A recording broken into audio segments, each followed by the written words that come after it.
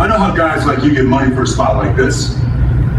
These are the deeds. I own this. Papers can be faked. Pick them up.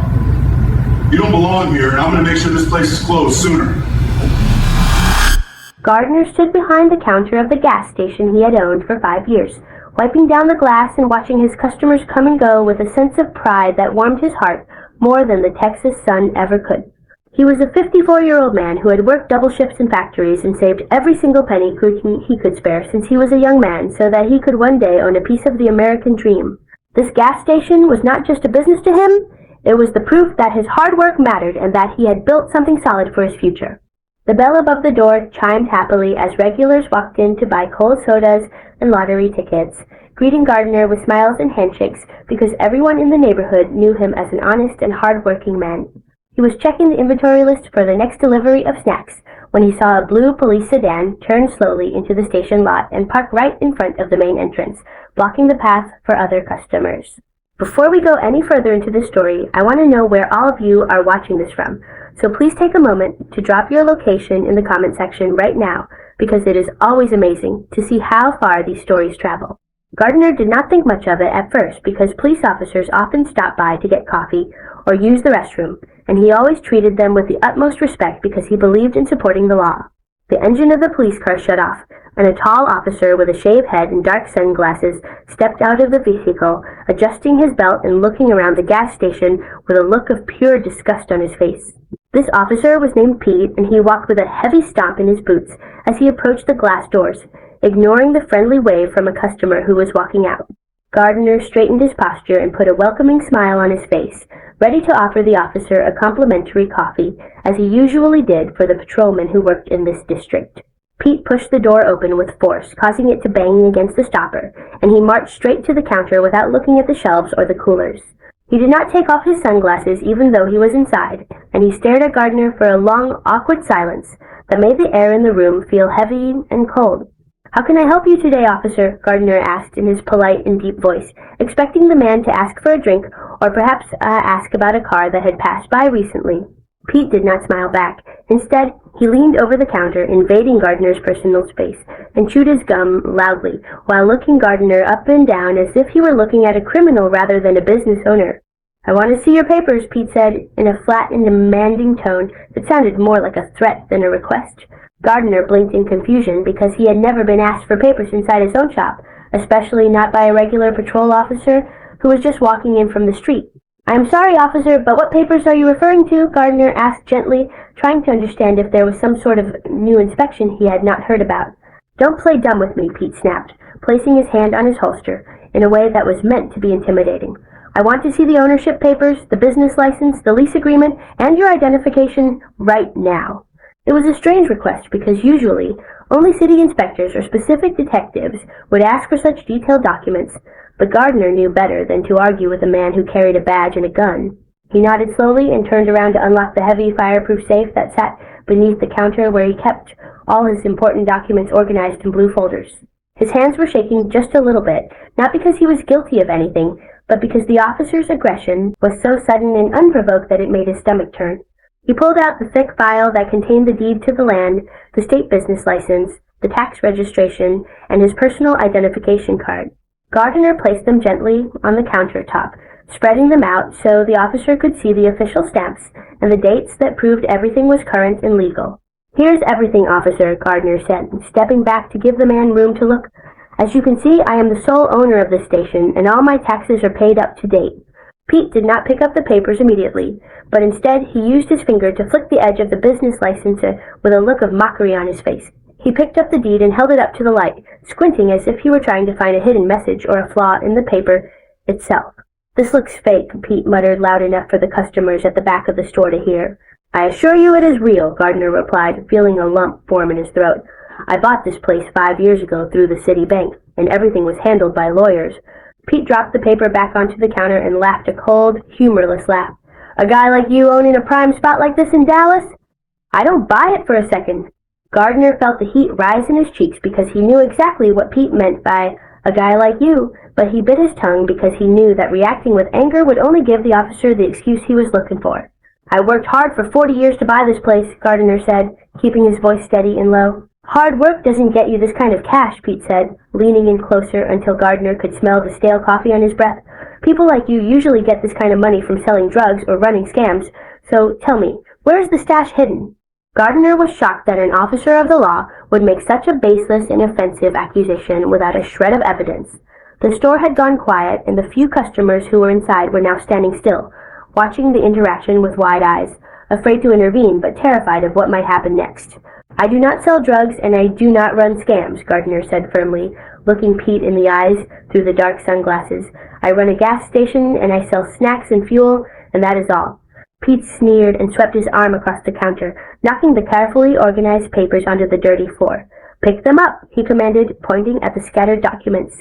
Gardner paused for a moment, his heart pounding in his chest, feeling the humiliation wash over him as he realized this man was trying to break his spirit.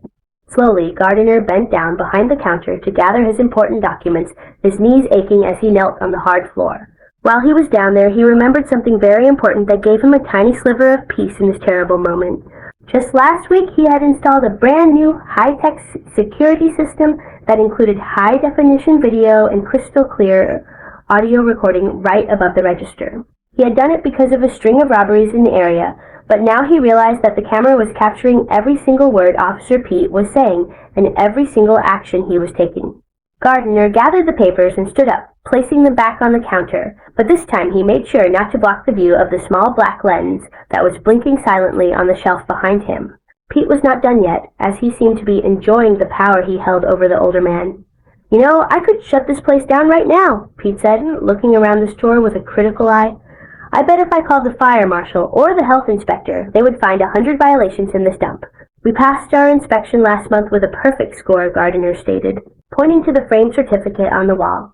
That doesn't mean anything to me, Pete said, turning his back to the counter and walking towards a young mother who was buying milk with her son. You see this place? Pete asked the woman, pointing his thumb back at Gardner. You shouldn't shop here. This place is run by criminals, and the gas is probably watered down to steal your money. The woman looked terrified and grabbed her son's hand, leaving the milk on the counter and rushing out of the store without saying a word.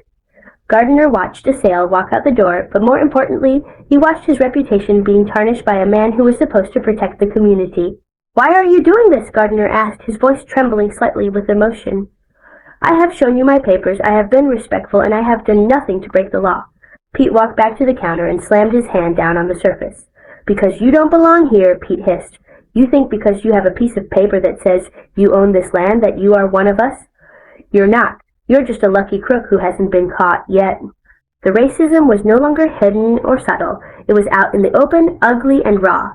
Gardner stood tall, his hands clasped together, deciding that he would let the camera do the work for him. He did not need to fight this man with fists or shouts. He would fight him with the truth. Is there anything else you need, officer? Gardner asked, his calmness seemingly irritating Pete even more. Pete took a ticket book out of his back pocket and clicked his pen. Yeah, I'm writing you a citation for disorderly conduct and creating a public nuisance, he said as he started scribbling on the pad. But I haven't done anything, Gardner protested mildly. You're arguing with a police officer? That's disorderly, Pete said without looking up. And this place is an eyesore. That's a nuisance. He ripped the pink slip from the book and slapped it onto the counter next to the papers he had previously thrown on the floor. And don't think this is over, Mother, Pete threatened, pointing his pen at Gardner's face. I'm going to be watching you. I'm going to pull over every car that leaves this lot. I'm going to check every delivery truck that comes in. I'm going to make sure you go out of business within a month. It was a declaration of war against an innocent man's livelihood. Gardner looked at the citation, which came with a hefty fine and a mandatory court appearance. He knew that if Pete followed through with his threats, the business would indeed suffer. Customers would stop coming if they were harassed by police every time they wanted to fill up their tanks. Suppliers would refuse to deliver if their drivers were constantly ticketed. You are making a mistake, Gardner said softly. The only mistake was you thinking you could open up a shop in my town, Pete replied, turning around and marching toward the door. He stopped at the entrance and kicked a display of potato chips, sending bags flying across the floor before walking out to his sedan. Gardner watched through the window as Pete sat in his car for another 10 minutes, typing on his computer, likely running Gardner's name through every criminal database in the country, hoping to find a parking ticket or a missed payment from 20 years ago. Finally, the blue sedan backed out and drove away, leaving Gardner alone in the quiet store surrounded by spilled chips and scattered papers. He did not cry, although he felt like it. Instead, he locked the front door and flipped the sign to closed, even though it was the middle of the afternoon. He needed to secure the evidence before anything else happened. He went into the back office and sat down at the computer that controlled the security system. His hands shook as he manipulated the mouse, clicking on the file for the last 30 minutes. He pressed play. The video was crisp and clear. The audio picked up the hum of the refrigerator, but it also picked up every single word Pete had said. It captured the racial slurs, the threats to plant evidence, the admission that he was harassing Gardner simply because he didn't like him, and the physical act of throwing the papers and kicking the merchandise. It was all there. It was undeniable proof of abuse of power and targeted harassment. Gardner took a USB drive from his desk drawer and copied the file onto it. Then he copied it to a second drive, and then he uploaded it to a cloud storage account just to be absolutely safe. He knew he couldn't handle this alone. He picked up his phone and dialed the number of a lawyer named Leon, a man who had helped him with the paperwork when he bought the station. Leon was known for being tough and fair, and Gardner hoped he would know what to do. "Leon, I have a problem," Gardner said when the lawyer answered. "A police officer just came in here and threatened to shut me down because of who I am." "Did he hurt you?" Leon asked immediately, his voice full of concern. "No, not physically," Gardner replied. "But he threw my ownership papers on the floor, he chased my customers away, and he said bad things, and Leon, I have it all on tape." There was a silence on the other end of the line, followed by the sound of a chair scraping as if Leon had sat up straight. "You have video and audio?" Leon asked. "Yes, crystal clear," Gardner confirmed. "Don't speak to anyone," Leon instructed firmly. "Don't post it online yet. Don't call the news. Bring that drive to my office right now. If what you say is true, this isn't just a complaint. This is a massive civil rights lawsuit." Gardner drove to Leon's office with a USB drive in his pocket, feeling a mix of fear and determination. When they watched the video together in Leon's conference room, the lawyer's face turned red with anger. Leon was a man who believed in the law, and seeing an officer disgrace the badge in such a way made his blood boil. "This is worse than you described," Leon said, leaning back in his chair. "He admitted to targeting you. He threatened to manufacture crimes. He used hate speech. Gardner, we are going to sue the city, the police department, and Officer Pete personally." The next few weeks were a blur of legal paperwork and meetings. Leon filed a formal complaint with the Internal Affairs Division, but just as they expected, the department had tried to brush it under the rug. They claimed that Officer Pete was just doing a routine inspection and that Gardner had been uncooperative. They tried to say the video was edited or taken out of context. They refused to drop the citation and even sent another officer to issue a fine for the spilled chips, claiming the store was messy and hazardous. Do you think the department should have fired Pete immediately without waiting for a lawsuit? If you agree, type justice in the comments. Because the department refused to take responsibility, Leon decided it was time to play their ace card. He called a press conference and released the full, unedited video to the major news stations. The reaction was instant and explosive. The video went viral within hours, racking up millions of views on social media. People all over the country were outraged. They saw a hardworking man being bullied in his own business. They heard the vile things Pete said. They saw the fear in the eyes of the customers. Protests began to form outside the police station. People started flocking to Gardner's gas station, not to buy gas, but to buy anything they could just to support him. The line of cars stretched for blocks, with people waiting for hours just to shake Gardner's hand and tell him they stood with him.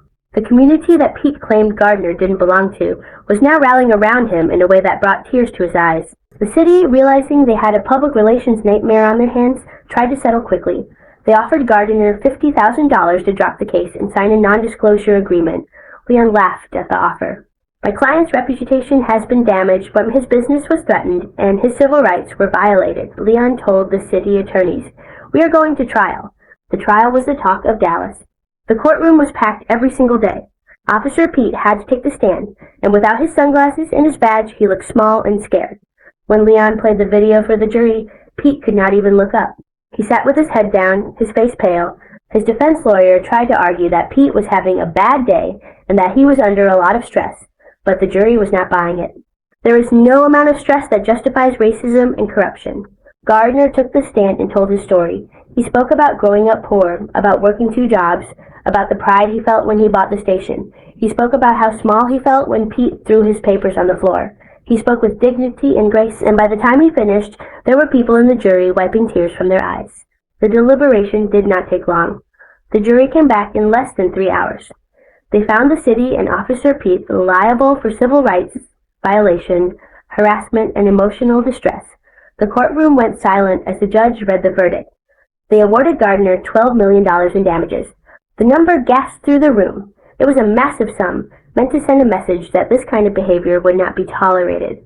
The judge also ordered that the police department undergo mandatory sensitivity training and that an independent oversight committee be established to review all complaints against officers. Officer Pete was fired the same day. He lost his pension and was barred from ever working in law enforcement again. The last time Gardner saw him, Pete was walking out of the courthouse alone, with no badge, no gun, and no authority, looking like a man who had lost everything because of his own hatred. Gardner did not let the money change him. He continued to work at the gas station every day because he loved it. He used a portion of the settlement to renovate the shop, making it the nicest station in the entire city. He also started a scholarship fund for local kids who wanted to start their own businesses but didn't have the money. Life went back to normal, but it was a better normal. The sun still beat down on the Dallas streets, and the cars still lined up at the pumps.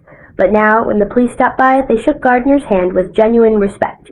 He had stood his ground, he had kept his cool, and he had proven that the truth, when captured clearly and presented bravely, is the most powerful weapon of all.